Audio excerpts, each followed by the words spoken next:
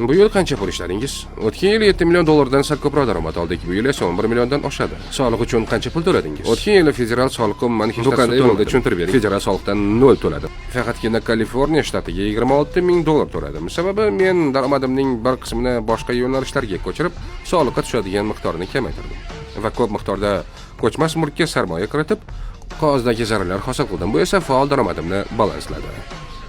Agar soliq idorasi sizni tekshirsa, xush kelibsiz desam bo'ladi. Yeringiz kimligimni biladi. Men ulardan qo'rqmayman.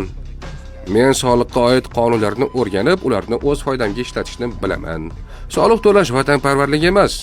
Asl vatanparvarlik qonuniy yo'llar bilan soliq to'lamaslik va bu yo'lni davom ettirish.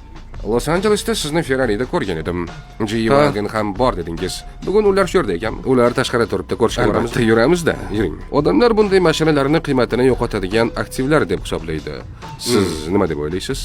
To'g'ri, mashinalar bu qiymatini yo'qotadigan aktivlar. Men bunga 100% qo'shilaman, lekin men shu mashina orqali 200% amortizatsiya olib, taxminan 92 ming dollar soliqni tejadim. Va o'sha tejab qolgan 92 ming dollar pulni Texasda joylashgan ko'p kvartirali binoga sarmoya qildim. Hozir u yer menga oyiga 1400 dollar daromad keltiryapti. Ya'ni agar siz hisob-kitobni bo'lsangiz, qimmat mashina olib, undan soliqni kamaytirish uchun foydalanasiz. So'ngra soliqdan tejab qolgan pulni daromad keltiradigan aktivga sarmoya qilasiz. Shundan mashina qadrsizlanayotgan bo'lsa ham, u sizning soliq yukingizni kamaytirgan bo'ladi. Sizga shu kabi videolar qiziq bo'lsa, izohlarda plyus qoldiring.